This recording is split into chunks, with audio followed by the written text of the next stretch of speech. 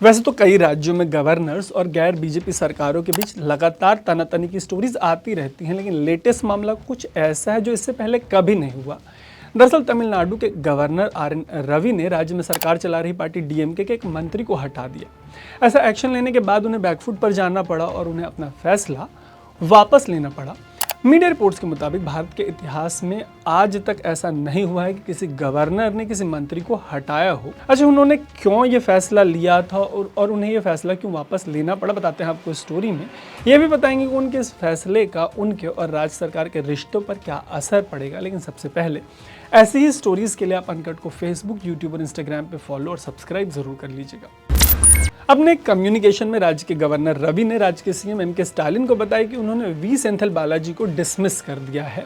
दरअसल बालाजी ED की जांच के घेरे में है। वो स्टालिन सरकार में मंत्री हैं, लेकिन फिलहाल उनके पास कोई पोर्टफोलियो यानी मंत्रालय नहीं है। जिस समय सेंथिल बालाजी के यहाँ रेड पड़ी उस समय उनकी तबीयत खराब हो गई।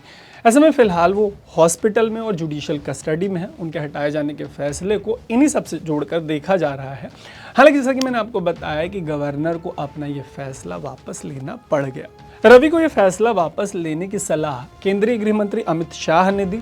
इसके बाद गवर्नर ने फिर से CM MK स्टालिन को बताया कि वो इस फैसले को दरकिनार कर रहे हैं और फिलहाल इस मामले पर भारत सरकार के अटॉर्नी जनरल की सलाह लेने वाले हैं।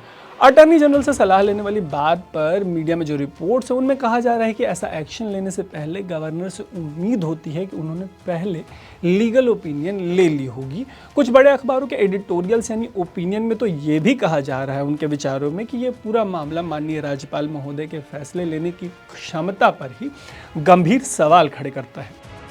माननीय राज्यपाल महोदय ने अपनी चिट्ठी में लिखा था कि वो संविधान के अनुच्छेद 153, 163, 164 का इस्तेमाल कर रहे हैं। उन्हीं की चिट्ठी के मुताबिक राज्य का जो एग्जीक्यूटिव पावर होता है वो गवर्नर के पास होता है और उन्हें कैबिनेट की सलाह पर काम करना होता है।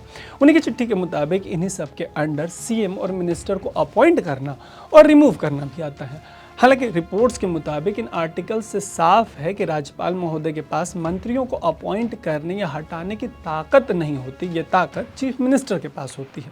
माननीय राज्यपाल महोदय ने अपने एक्शन को जायज़ ठहराने के लिए सेंथिल बालाजी पर लगे आरोपों का हवाला दिया।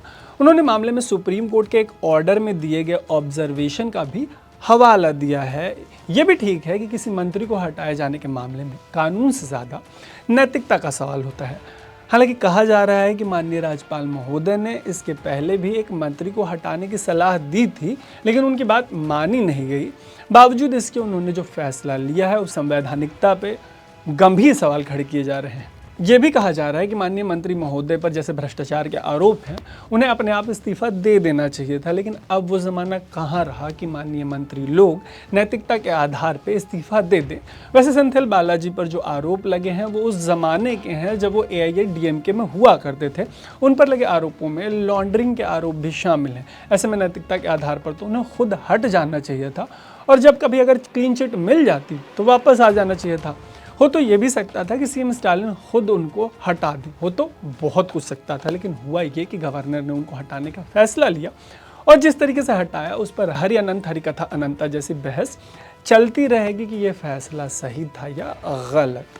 आप बताइएगा कि गवर्नर्स और गैर BJP सरकारों के बीच जिस तरीके की तनातनी लगातार चलती रहती है उसको आप कैसे देखते हैं। बाकी ऐसी ही स्टोरीज़ के लिए आप अनकट को फेसबुक, यूट्यूब और इंस्टाग्राम पे फॉलो और सब्सक्राइब ज़रूर कर लीजिएगा। मेरा नाम है तरुण, देखते रहिएगा अनकट।